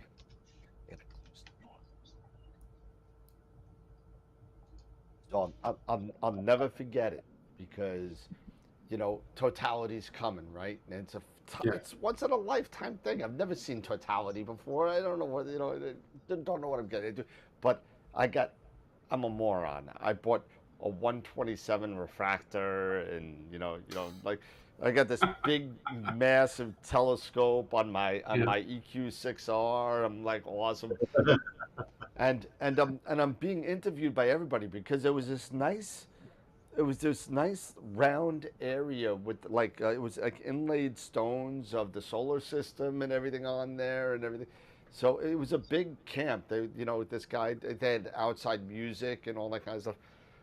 So we went there. I'm being interviewed by the BBC. I'm being interviewed by Channel 4 News, Channel 2, all these people in New York. And I'm like, holy cow, this is cool. And I'm like, Jen, you gotta do me a favor because I'm gonna be under the hood, dealing with the telescope and kind of like watching the screen and all this kind of stuff. Whatever you do you need to take video, and the only time that you could take the video of the sun is in totality. So don't point at the sun Mhm. unless if it's in totality, right? Mhm. So eclipse comes a minute and 17 seconds later, it goes. And I'm like, oh, cool, Jen, give me the camera. I want to see what it looked like because I only saw it on I think I was okay, but let me see the video. So I'm looking at the video and I'm waiting and I'm waiting. And I see treetops. And I see more treetops. And I see people. And I see more people. Everybody getting drunk and saying, oh my God, look at that. Look at that. That is so cool. I see nothing. I said, Jen, what the hell? You didn't take a video of the eclipse? I was afraid the camera was going to burn out. Oh no. Oh no. Told you that's the only time you can point it at the sun. Oh, it was like a And big. that, Your Honor, is when I killed her. It was like a big Homer Simpson. Oh. you know.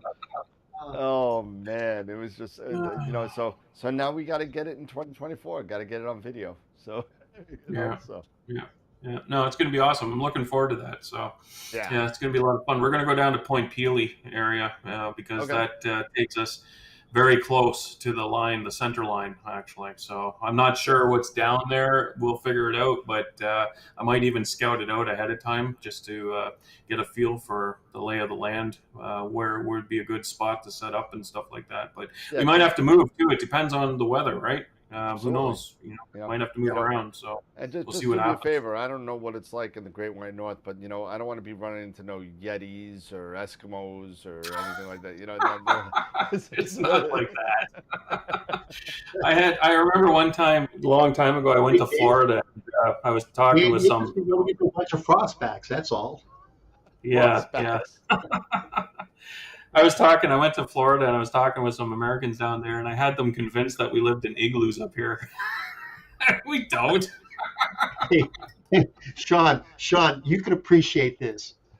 when I first moved down here from Canada, I had about $200 in Canadian Tire money. So I decided to go down to Baja, and I'm using that to buy Pemex gasoline. And they're looking Oh at it, and no, I'm going, "Oh yeah, that's the king of Canada. That's the king of Canada right there." no I, way. I That's swear to God, crazy. man. Canadian Tire money. That's awesome. That's awesome. Do you know that some of those bills, some of those Canadian Tire bills, are worth like $3,000 now? Are you They serious? Oh my Yeah, God, that's there's a lot of talk going on. They're being sold on eBay. Some of the more rare ones are being sold on eBay for like $3,000, and they're only like 5 cent or 50 cent notes. Yeah, funny, that's man. crazy. Wow. God, that is crazy. That is funny because every time you That's go to funny. Canadian Tire, it was kind of basically just like auto parts store, right? You know, Yeah, you'd spend so much money and they'd give you these little dollars and they look just like kind of Canadian money. they look like Canadian money. Yeah, yeah, exactly. Yeah, that's funny. That's funny. And then It, the Looney and the Toonies. There's another one that only Canadians can appreciate. it's funny because I went on the search in Canada for Rush beer, and I went all over the place when I was up there in October, and I'm searching for Rush beer, and Didn't Rush. find any. What? No, I finally found it at something, and LCBQ or BQ LCBO, LCBO. LCBO. Yep. So so I'm on my way back out. Everything's gone. I met with yourself. I met with Ron. I met with Pete. You know, Yep. and on my way out of Canada over the country line, and customs whatever. He's like he's like he's like, do you have anything to claim? Are you bringing anything over the border? I said, yeah, just an 8 pack of beer, and he's like, an 8 pack? What's an 8 pack? I said, I said, I don't know. I'm an American. I got an 8 pack box and I filled it up. I don't know what it was. It was this LCBQGBTQ something place. And I'm like, dude, I'm like, I don't know. He's like, let me see it. So I pull it out. I said, see, it's an 8 pack. He's like, all right, you should go. Cool. That's awesome. Yeah, it's called the LCBO, and it stands for the Liquor Control Board of Ontario. That's the Ah, yeah, yeah.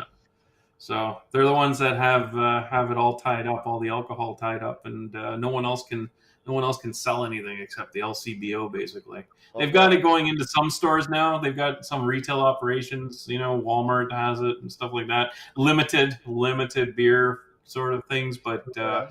LCBO is the main place that you go here, anyways, in Ontario to get your fix. So well, so I was able to get 6 Rush beers, which I still have 4 of nice. them left, and Yeah.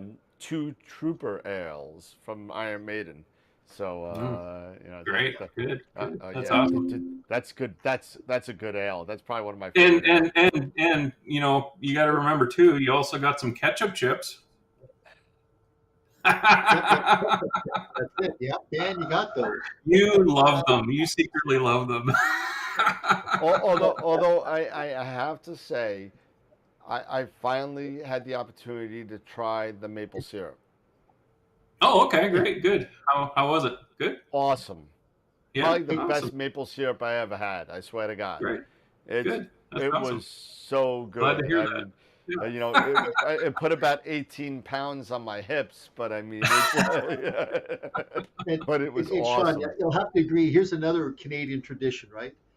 When I was a kid growing up, every Friday was fish and chips. You had to go to the fish and chip store, and they would Hmm. get you the halibut or the cod, and then you'd wrap it up in newspaper and you take it home, and it was always a Yeah, tradition. It was kind of brought over from England, right? It was fish and chips. yeah, So yeah. people would be lined up, man, at about 4 to 6 p.m. on Friday nights getting their fish and chips.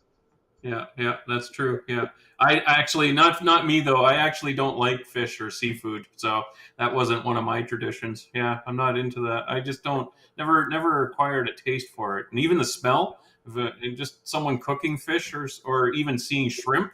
Ugh, I can't stand it. It's Well, like it's like Dan with ketchup chips. oh, dude, you may as well take the ketchup chip and dump it in poutine, and that's you know, not, not a fan of either one. They're just not. Uh, that's Yeah. funny. Oh, that's funny. But you know, I'm with you, Mark. I am a steak and potatoes guy. You know, give me a tomahawk steak and some good garlic mash, and I'm in heaven. You know, so but I, I like fish. I like all sorts of fish. I like shrimp. The only I can't, you know, and we're going totally off the rails, but that's okay. Um, but I can't eat any fish that looks like snot, like clams or Okay. oysters or Yeah. something like Yeah. that. I can't. Yeah. I can't eat anything that looks like I hocked it up. I can't. You know, it's just, you know, it's just. I mean, It's hard to swallow. You just choke it down. Yeah, and it, You know, it's like you just inhaled a big loogie in that and tried to get kind of it to like go down. that one spaghetti strand that goes and you can feel it and it goes all the way Yeah, down. it goes down, yeah.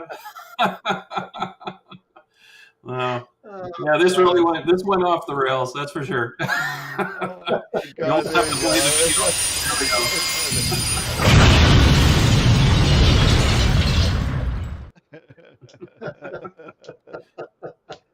It's funny, uh, but There we go. Yeah. oh well. Do we even have a giveaway today? I don't even know if we have a giveaway tonight because I am so No. exhausted. You know, let me double check. And Sean's already yawning, so let's see if we do. We have, no I've got giveaway. this. I've got this weird thing happening with me for some reason. I wake up every night at 3 or 4 a.m. and I cannot sleep. The mind is just racing with ideas and stuff, and I have to work on it. And then yeah, I'm just drained, for the rest of the day because of it. So unfortunately, I hear you. I mean, my unfortunate reality is that I get up at about the same time, yeah. and the only reason why is because my stupid dog wants to take a dump at 3 o'clock in the morning. And then what happens is it's not even the dump that's the bothering. It's not even that.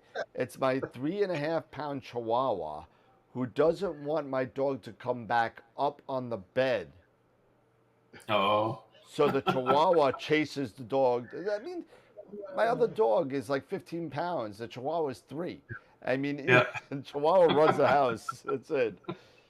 But and I got to pick up the chihuahua. I got to put it down so the other dog can come up because the other dog's harmless. And no, I don't need a doggy door. They go on the wee wee pad. They're little foo foo dogs. They don't have to go out. I don't got to walk them. You know, they're dumps are the size of like, the lens cap. If that, it's half that. I'm raising that. Yeah, it's really nothing. It's like rat poop. It's like the size of this USB thing right here, and that's it. it's You like know, you, rabbit nuggets. you take it, you pick it up, and you throw it in the toilet bowl, and you flush it. I mean, that's it. But it's all about the Uh, whole process of getting everybody back to bed after all the other garbage. But anyway, since we didn't do a giveaway last week, so we're gonna give away something tonight anyway because I just feel like I want to.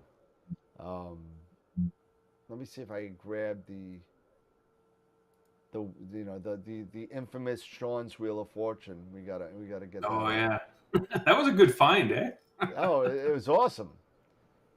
And let's see, we are gonna give away. What do you want to give away tonight? So we got MOP class, IP for AP, or Woodland Hills gift certificate. Which one you want to give away?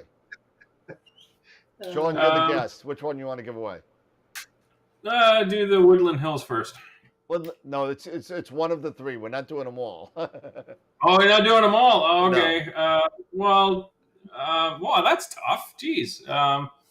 I don't I don't have a know. wheel to spin to guess which Do one. the mop thing. We'll give them do the mop. Okay, we'll do the mop. All right, so let's see. We'll get the screen share up real quick. Here we go. There we go. All right, so free masters, and they're actually coming up with another. I think the 21st or the 17th, whatever. Not this Tuesday, next Tuesday. is their next class. So you can use this at that class, or you can use it for any other class you want. So if you're just starting and you want to start at the beginning, you can. So this is good for any class. So we have 149 people still on this wheel. So we're one away from 150. So let's get 150. If you're new, sign up again, www.astroweb.com. And here we go. So for free Masters of Pixel Insight class, bam, here we go. And the winner is Billy Hansen. There you go. All right, William. I'll send you an email with the all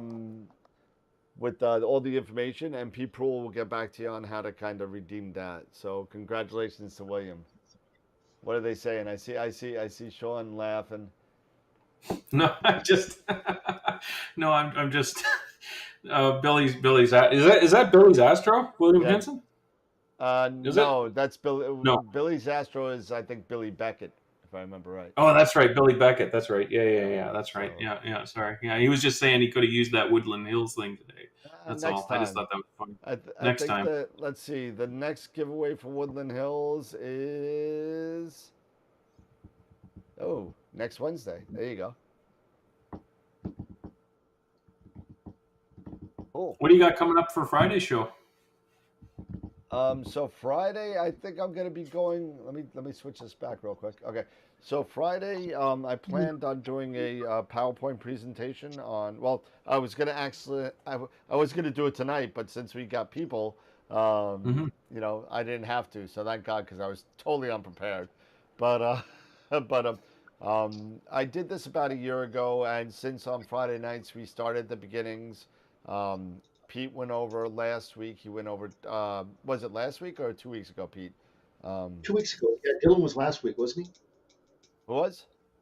Dylan. Wasn't Dylan last Friday? No, I wasn't Dylan bailed. He got his mouth punched in, so he had to go to the dentist. And It was 2 weeks ago. so he'll be doing one at the next, probably the end of this month. So 2 weeks ago, Pete did camera specs. Eric did his one on different types of catalogs again. And this one is mine, and I'm going to be talking about different types of telescopes and what's the difference between the three different main types of telescopes: the refractors, reflectors, and Schmitz. And what each one is specifically, not specifically, but what they are best suited to be used for. Sure. Yeah. And again, Fridays is our beginners night, and we're starting again back from the beginning. And that's going to be the same one. I will definitely revisit the slides, because my filter slide one was definitely out of whack. But yeah. So and you know what? If you know anything about my presentations, I like to add a little history into it. Right. And you'll hear, if you've seen the video that I've done on Appos and Acros, you'll know what I'm talking about. But I'll do a little history lesson on the invention of the achromatic scope. So it's good. Okay, cool. That's great. So, yeah, sounds awesome. Yeah, so we'll Shawn, be doing that. Would you like to contribute on a Friday? You got anything that you'd be interested in doing a presentation? I have nothing. Dude, I didn't even know it was coming on until about 5 minutes before showtime. Yeah, So I saw Dan's message saying, "Does anyone want to pop on?" And I actually felt bad, so I thought, maybe I should message him. I said to my wife, we were watching the final episode of the Winchesters. We were watching the season finale. Oh, how is it? Well, I don't want to give anything away, but it's pretty damn cool. Okay, that's all. Yeah. If you're a Supernatural fan, it's pretty damn cool. Let me tell you, I am a huge. I went to the Supernatural conventions and all that kind of stuff. You know, Yeah. I got to. Well, I think I showed you the picture of me and my cousin and my nephew in Negan. Yeah, you did. Who, Yeah. Yeah. who Negan? For those of you that know, Negan actually played John Winchester, the father of Yep. Sam and Dean. So Yep. when the Supernatural convention came when I went, it just happened to be the same season of Negan's last season on The Walking Dead. Well, not his Hmm. last season, though. The one kind of like that ended and he killed everybody, and it was a big mess. Yep. But nobody wanted anything to do with John Winchester. It was great. Everybody was Hmm. walking around with bats with freaking with wire on it. Lucille the bat that he used. And we all got pictures with Negan, and he was loving it. It was great. Yeah. So, but That's awesome. I spent like $400 on a picture with Sam and Dean and my nephew. I mean, Yeah. you know, You know what? It's worth it. It's worth it. You know, I I would do it Hey, in a heartbeat. I'll tell you, I I got a request cried. for Sean. Go ahead, Pete. Sean, why don't you do a little presentation on Nina? You know what? I would do a presentation on Nina. Here's the problem I'm dealing with. Like I wouldn't have anything connected, anything hooked up to it if I did it on the computer here in the office. And I have a remote problem with my telescope computer. I think I mentioned it before, where Yeah. the connection just drops out, and it doesn't want to connect. And sometimes I only have like 10 seconds to do something real quick, and then it drops out, and I have to try and reconnect. So it's a real pain in the back end. But yeah, definitely. Let me think about it. Let me work something out, and we can definitely do a Nina presentation or something like that. Cool. Yeah, no So, problems. so the answer is no. I So the have answer is not. no. The answer is no. Um, and the real answer is do not say anything about Picard because I have not seen one episode yet. So Oh yeah, yeah. Well, you know what? I'm just gonna say this. You're gonna love it. It's really well done. The production is just out of this world. The story, the script is really well done. The special effects are second to yeah, none. Like they pulled out all the stops for this. Just an incredible piece of work that they're putting out with that last season of Picard. I mean, we all knew it was only going to be 3 seasons. That was no Yeah, secret. yeah. But let me tell you something. I loved, even though that the first season got a bad rap, and I loved it. I But liked the first season. Yeah, yeah. It did get a bad rap, but I liked it. I thought the whole now for you Trekkies out there, you know, it's sad because a lot of people that are Trek fans that are fake Trek fans. They just are like they're not really crazy. I'm a nut with the Star Trek stuff. I'm crazy. I could tell you the first 10 episodes when they aired. What day of the week it was. I can tell you all this kind of stuff, but let me tell you, a lot of people don't put together that the Data that passed away in Picard wasn't Data. No, It it was was. before. So, Oh, okay, that's interesting. Okay, right? Because yeah, Data yeah, died in the yeah, explosion on yeah, the that's ship. right. Yeah, the explosion. So he was destroyed basically. Yeah. Yeah, So it was before that yeah, that died in yeah, Picard. So a yeah, lot of people don't yeah. put that together. So Yeah, and you know what? I never put that together actually myself until now yeah, when you said it. Yeah, yeah, yeah, it that was makes a lot of sense though. Yeah. but Well, there's a lot of good stuff like that, interesting stuff like that happening in Picard. So when you nice. do get around to watching it, you're gonna love it. Yeah, Uh, just watch. And the And if you Easter eggs that they got spread throughout it is just fantastic too. if you never saw Lower Decks, you just have to. Mm. You You have know to. what? I watched the first. I'm not into cartoons really, so I watched the first two episodes of it when it first came out in season one, and then I didn't watch anything until season three. I started watching it again, and I actually got interested in it. It So I'm got looking. better because they started throwing all those Easter eggs that you quoted. They're like Yeah, they're like little kind of Oh man, Riker would have never done that. That's all they said. Yeah, But it was funny because you get it, you yeah, know. that's right. Yeah, But yeah, exactly. it's like it's really really cool. I love it. I can't wait for season 4 to come out. I'm so psyched. But yeah, well, Dylan, you got to watch it after a couple of beers. You can't just we're all old for cartoons. I mean, everything can't be Ren and Stimpy.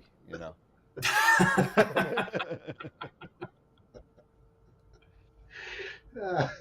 Oh God. uh, Anyway. Well, how many did anybody? We had 33 before we started talking about Star Trek, and now we have 22. Two. So. Well, I guess realistically, people tune in for Astro, talk and Yeah. stuff like that. Yes. Not necessarily, yeah, some of the side commentary that we get going on. Yeah. TV reviews, all that kind of stuff. Yeah, movie reviews. Yeah. Yeah, Don't worry. I'm gonna talking do. about. I'm gonna do an original Odd Couple movie review eventually. There So. you go. It's 12 floors, not 11. Felix, Felix, you're driving me crazy, Felix. Get What is out that? of here. Wait, what is that? Take it off. It's gonna be on your head. What is that? Curse of the Cat People? What is that? Get that out of here. Oh God, you don't understand that movie? Me and my friends have been quoting that movie since like 1986 when we saw it for the first time. We're still quoting it. All of a sudden, we'll be at a bar and you'll hear something stupid, about the Yeah. Odd Couple. The best line of that entire movie was this: "Didn't I tell you to stop putting little notes on my pillow? I told you for a year to stop putting little notes on my pillow. We're out of Franks and Beans. F you. It took me 2.5 hours to figure out F you meant Felix Unger."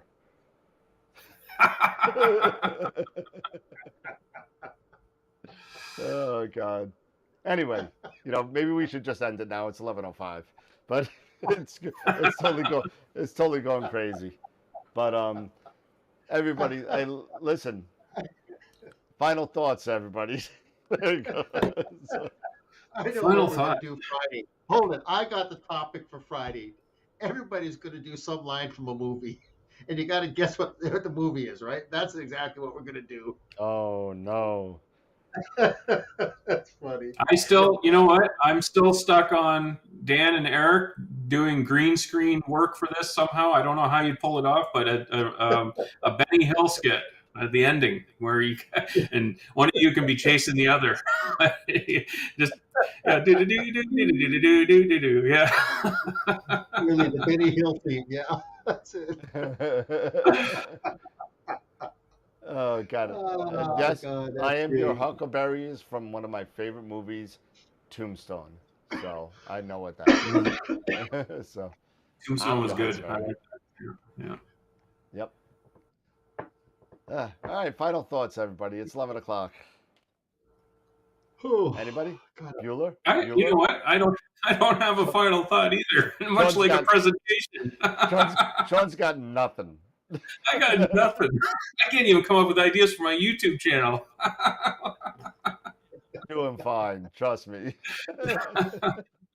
Well, look at the bright side, Sean. You've only got 5 more hours before you get back up again, right? Yeah, I know exactly. I was looking at Oh, that. It'll be 3 o'clock and my eyes will just open and I'll be like oh rolling, no. doing stuff. Yeah. Oh my Don't God. tell me about it. Well, the good thing is that I am off tomorrow. This is the tomorrow will be the first Thursday in years that I've not worked at Camera Concepts. So it's going to be an interesting day. I'm not going to be used to it. So Yeah. I'm going to be sending out emails to more more dealers and see if I can get more dealerships. But Yeah. you Why know, not? Yeah. you know, bring it on, bring it on. So we'll see what happens. Um, next week I got a nice cool thing. I remodeled an Eagle 4 base model Eagle 4, so I could talk about that and what I did because that was a lot of fun. So I turned it into an Eagle 4S pretty much. New hard Yep. drive, new RAM, Windows 11. Nice. Yeah, it works pretty good. How do you like Windows 11? I have it on almost all Yeah, my working okay. computers. Yeah, yeah, I've it got it works. on. I've got it on two systems, and the interesting enough with the telescope system, it hasn't happened recently, but it was initially happening where the taskbar wouldn't show up. Hmm. Yeah, It would boot I've up, heard that. Yep. yeah, and there was no taskbar, and I had Yep. to shut it down again and restart and hope that it showed up. Yeah, and sometimes it would just disappear. So Yep. Then you would roll over it and you go poof. yeah, it's just gone. Yeah. And I'm like stuck and I'm in the middle of an imaging run or something like that. And I'm like, Yep. oh no, I gotta like reboot the computer. Are you kidding me? But Yep. yeah, uh, Windows, you hate it and you love it. You know what? Oh, I What don't do you love it. do? I hate it, but it's a necessity. You Well, know. that's just it, right? Yeah, You know. exactly. Yeah. I got. You know. I just. You know. I need it for everything. You know. It's just so integrated with everything. But Hey, Pete, Dan, you and I did the same thing on the Eagle. Did you upgrade the Wi-Fi card as well? Because that's what I did. I on the Eagle 4 base model you can't. Ah, There's okay. no Wi-Fi card. It's built into the NUC. Okay, because this was the Pro version, and then it was just a Yeah, matter of just the putting. Pro I upgraded. This Eagle 4 base is a customer that wanted it upgraded, and he sent it to me. Okay, there we This go. is not mine. My Eagle 4 Pro, which is in the living room, has 64 gig of RAM, a 2 terabyte SSD, and Wi-Fi 6. So, Yeah, you know, I upgraded that sucker to everything. That thing smokes. yeah, yeah. And it doesn't take that much money to go ahead and just upgrade it. That's the No, nice thing The about it. Wi-Fi 6 card was like $50 or something like that. It's just really You know, expensive. you Oh, know, good. really sucks if you get the Wi-Fi 6 card and you're not running Wi-Fi 6 in your house. Hmm. Hmm. Yeah, yeah. But doesn't it step down though? Like, Wouldn't it just step oh down? no, yeah, no, it works, Yeah. but you're just where you were before. Why Yeah, get the that's card? true. Yeah, yeah, You know, yeah, yeah. Okay, yeah, I see what you're saying. you know, but it's a Well, boys, I got to go take my dog out for a walk. He's chomping at the bit here, so I'm going to have to sign out. all right, But Okay. I'll see everybody on Yeah. Friday. Well, thanks for having me, guys. Appreciate it. Always Ab- fun joining in. absolutely. Well, thanks for being the third wingman tonight. The third wheel. Never happened, but Never happened. um, awesome, everybody. Well, thank you, everybody. Have a good night, everybody. Take care. We'll see everybody on Friday night. And remember, as always, to keep imaging, keep educating, and clear skies. And we'll see you on Friday night at 8 o'clock. Have a good night, everybody. Yeah. Sean, I'll see you. Dan, I'll see you guys. All right. Okay, see you, Pete.